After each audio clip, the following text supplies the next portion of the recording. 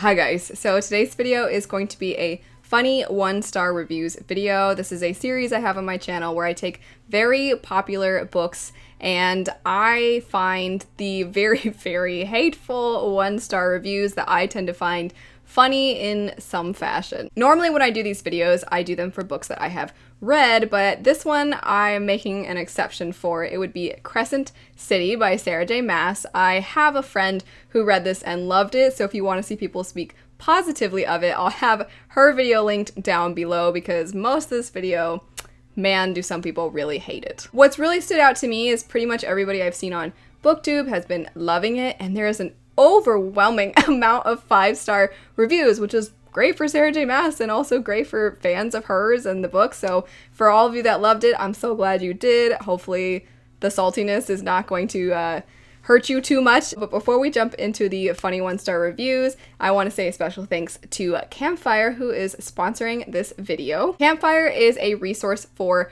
writers. They have a bunch of different things that they have on their system designed for you to create everything that you can possibly think of for your world. You have character sheets that you can elaborate on them. You have these timeline features where you can put one event to the next, how the events are tied together. They also have ways in which you can store information about your world, specific things about your world, specific places within the world. It's kind of like if there was a specific kind of technology designed for writing that was similar to The Sims.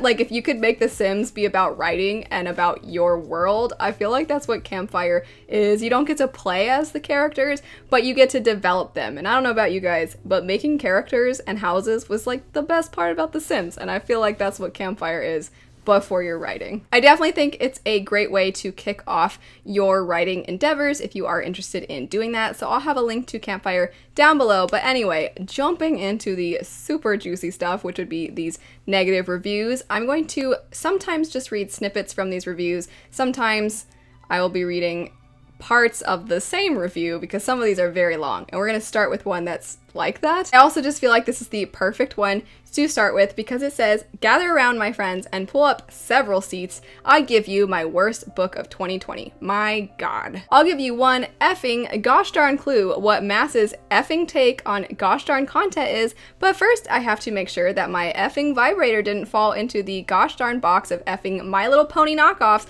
that I effing keep in my gosh darn linen closet. That's right, PG-13 sexual content and lots of swearing." They go on to say, "Now, I am no prude, but the swearing in this book was totally unnecessary and just came across as childish. If anything, it made Crescent City feel like a young Throne of Glass trying to impress all of her older friends with her edginess. Crescent City fancies itself quite the little edgelord with its filthy mouth, drugs, sex, and violence, but none of it is handled well. Drugs are treated as something casually edgy that the characters do without any sorts of repercussions. Violence is casual as well, and doesn't really serve any purpose in the story. Characters are killed off before we can really care about them properly, and the sexual content is cringy. The world building is a bigger mess than a drunken mid-2000s party girl stepping out of her limo to greet the paparazzi after an all-night cocaine bender. It doesn't make sense, and I don't really get how any of it fits together." Then there's Bryce. Bryce is basically a mishmash of Selena and Feyre. She's gorgeous. She's sexy. Everyone wants to do her. She's not like other girls. She feels pity for whores because she only sleeps around to self-medicate for her emotional issues. She does drugs, but you know, she's deep. She hates everyone, but everyone's okay with that because they can see the pain deep inside her beautiful eyes. Maas has never been content to let a female character be powerful on her own merits. She's gotta roll her shoulders, roll her eyes, purr, talk sweetly, tap her nails, and flap her aerobicized fairy wings to the heavens while exploding sex, magic, and specialness from every non-existent pore. This review is not over. I'm not even reading all of it, but there's more. They go on to say, "By the way, the constant use of the word alpha hole in this book was not only incredibly irritating and ridiculous, it's also incredibly unself-aware. If you're trying to make fun of a trope, it's probably best not to have that be a trope that you're well known for. One of the alpha hole quotes in this book could literally be a description for any book that Maas has turned out in the last 5 years. Don't even get me started on the whole males and females and sense nonsense. I don't think it's an exaggeration when I say that this is the worst Maas book I have ever read. It was so terrible, reading it actually gave me a headache. All of her other books I've read, I could at least finish, but this was unbearable. It was like Sarah J Maas took everything I hated about her previous books and injected them into Crescent City in ultra concentrated form. The only two redeeming things about this book were the attempt at sex positivity, but only for Bryce, remember. Actual horrors are to be pitied. And an odd reference to My Little Pony figures called Starlight Fancy Figures. Bryce collects them. Between the terrible disorganized world building, the curse words speckling each page, and the beautiful but two-dimensional shells that served as the main characters, I just could not find one single F to give. Maybe because her books took all of those Fs and put them into her book instead, you know, to make it adult. Thank you to the person who left that review. It was super entertaining. This next one says, juvenile. I had to return this. It was that annoying. I was asking myself, was this juvenile piece of garbage really written by Maas? But of course it was, because the characters were just cut and paste from her previous works. Another male love interest with wings? Really? I only got halfway through before I couldn't take it anymore. The endless cursing and descriptions of people's bodies left me wanting a shower, and not in a good way. Just ew. I couldn't even bear the thought of how cheesy the sex scenes must be. It's sad that this author is regressing. I never felt for a single minute that any of these characters were real people. This next one says, the main character is an unlikable snob. If she were real, she'd be a very basic white girl. A lot of the characters talk and sound the same, so it can be difficult to tell them apart. The cussing and the sex are clunky and feel awkwardly thrust into the story. I like the use of thrust in that sentence. The magic in the story feels so pedestrian and uninspired.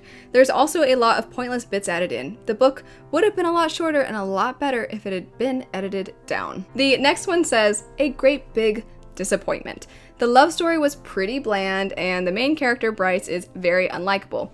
Quick to make assumptions, hypocritical, loose, etc. She's always talking about how much she hates alpha males and blah blah blah, yay feminism. Okay, whatever. I had to skimmed through a lot of the book because the character backgrounds were boring. Okay, so these next ones aren't really about the story itself, but I had to include it because there were several people that I saw with the same problem, which is that the book is missing pages, and not like one page or something. It's like they have a page and then 50 pages later show up. And it just skips around.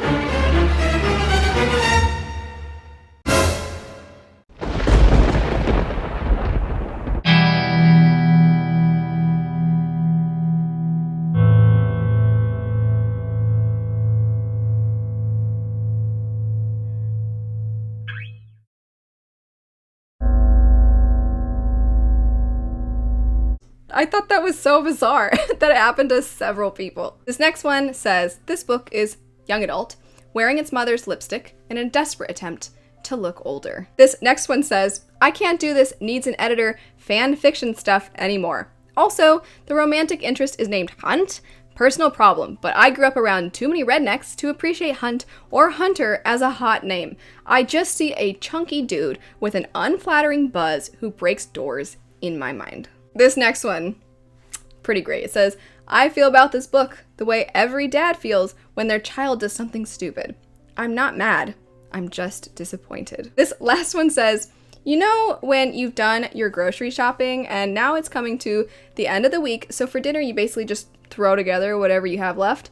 That's what this was. I'm not talking fried eggs on toast or some 2-minute noodles. We got some leftover rice, bland, bread, stale, and 3-week-old wine here. Dry AF. Anyway, that's it for some funny 1-star reviews for Crescent City by Sarah J Maas. Like I said, if you now need a palette cleanser and you need to see a positive review, I'll have my friend Jashana's linked in the description bar down below. But anyway, thanks so much for watching. If you are interested in Campfire, I'll have the link to that in the description bar. But anyway, I hope you have a great rest of your day. I'll see you guys later.